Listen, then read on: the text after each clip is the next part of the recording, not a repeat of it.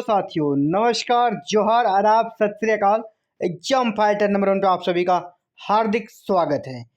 Breaking news है साथियों, Bihar PhD admission 2026 को लेकर बहुत बड़ा बदलाव हुआ है और ये ऑफिशियल लेटर जारी हो गया है। कहाँ से?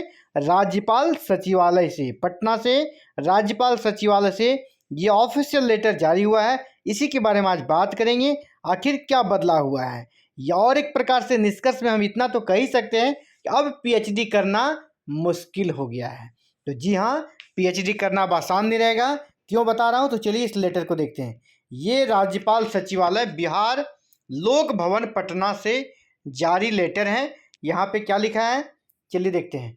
पीएचडी की डिग्री हेतु सामान्य अध्यादेश एवं विनियम 2026 दिनांक 4/7/2026 के संबंध में यहाँ पे माननीय राज्यपाल सह कुलाधिपति के स्वीकृति के उपरांत अधिसूचना संख्या दिया गया है के द्वारा पीएचडी डिग्री प्रदान करने के लिए न्यूनतम मानक एवं प्रक्रिया के संबंध में एक रूप अध्यादेश और विनियम 2026 लागू किया गया है।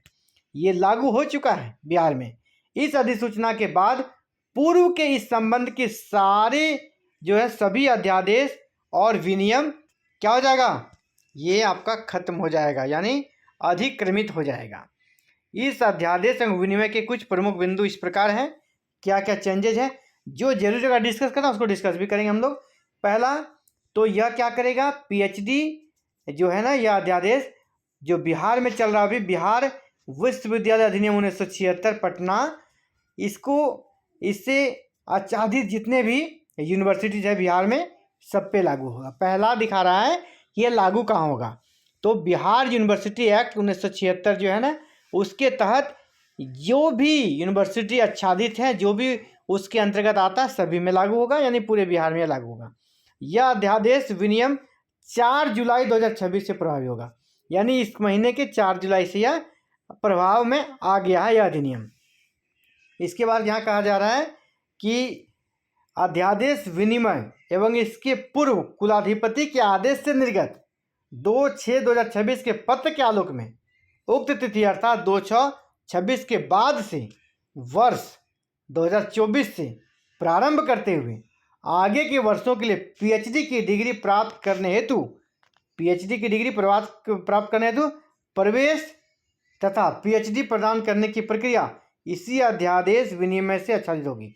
यानी अब जो भी पीएचडी अगर करना है तो इसी अध्यादेश से आपको, इसी नियम से पीएचडी करना होगा। यूनिवर्सिटी को इसी नियम के तहत पीएचडी कराने का निर्देश दिया गया है। इस अध्यादेश विनियम के द्वारा विश्वविद्यालय अनुदान आयोग के जो कह सकते हैं यहाँ पर दिनांक, इस डेट को निर्गत समान सूचना के प्रावधानों को लागू कर दिया, यानी यूजीसी का जो नॉर्म था उसको यहाँ पर लागू कर दिया। क्या नॉर्म था, तो वो 5वां नंबर पर समझाया गया है। यूजीसी का प्रावधान को लागू किया है। वो 5वां नंबर में क्या कहता है, कहता है कि वर्ष 2024 या इसके बाद के पीएचडी की डिग्री प्रदान करने हेतु कोई प्रवेश परीक्षा आयोजित नहीं की जाएगी। यानी 2024 या इसके बाद कोई भी यूनिवर्सिटी पीएचडी एग्जाम के लिए एंट्रेंस एग्जाम यानी पैट आयोजित नहीं करेगा। पीएचडी एडमिशन टेस्ट आयोजित नहीं करेगा। बिहार का कोई भी यूनिवर्सिटी ऐसा काम नहीं करेगा। तो अब एडमिशन कैसे होगा, नहीं करेगा तो एडमिशन होगा नेट की परीक्षा में प्राप्त अंक के आधार पर एवं साक्षात्कार या मौखिक परीक्षा के आधार पर। यानी नेट का जो आपका अंक है, जो स्कोर कार्ड है, उसका अंक, और अभी सिर्फ आपको इंटरव्यू देना होगा। मौखिक आपसे कुछ सवाल पूछे जाएंगे, कोई रिटन एग्जाम यहाँ पे नहीं होगा। तो इसी आधार पर पीएचडी में आपका एडमिशन होगा। यानी हार्ड इसलिए हो गया क्योंकि अब आपका नेट जरूरी हो गया है। बिना यूजीसी नेट क्रैक किए आप पीएचडी नहीं कर सकते हैं। और एक दूसरा रास्ता है बैट का, लेकिन बैट के लिए अभी फिलहाल सरकार सोई हुई है, तो बैट जब तक नहीं होगा तो फिर आप पीएचडी नहीं कर पाएंगे। ठीक है, इसलिए बैट जरूरी है। हम लोग आवाज़ उठा रहे हैं इसके लिए लगातार, आप भी सहयोगी बनिए। 5 आपका कह सकते हैं कि यहाँ पे भी हम लोग मोमेंडम बनाए हुए हैं 5 पॉइंट का। उसको लेकर बहुत जल्द आपको गांधी मैदान में अगस्त के महीने में एक बड़ा जनसैलाब कह सकते हैं स्टूडेंट्स का, वो होने वाला है। इसके बाद बैट को लेकर कुछ शुरुआत तेज बढ़ेगी निश्चित रूप से। तो फिलहाल आप यहाँ जान लीजिए इस नियम में कि यहाँ पर अभी आपके लिए बिना नेट पास किए पीएचडी करना बिहार में मुश्किल ही नहीं, असंभव हो गया। अब पीएचडी मैंडेटरी हो गया। यहाँ पे जो मेरिट लिस्ट बनेगी, क्या लिखा है कि मेधा सूची यानी मेरिट लिस्ट तैयार करने के लिए UGC net, UGC CSIR net या गेट में जो स्कोर आप करेंगे उसको 80% वेटेज दिया जाएगा और इंटरव्यू को 20% वेटेज दिया जाएगा। इसके आधार पर आपका एडमिशन होगा।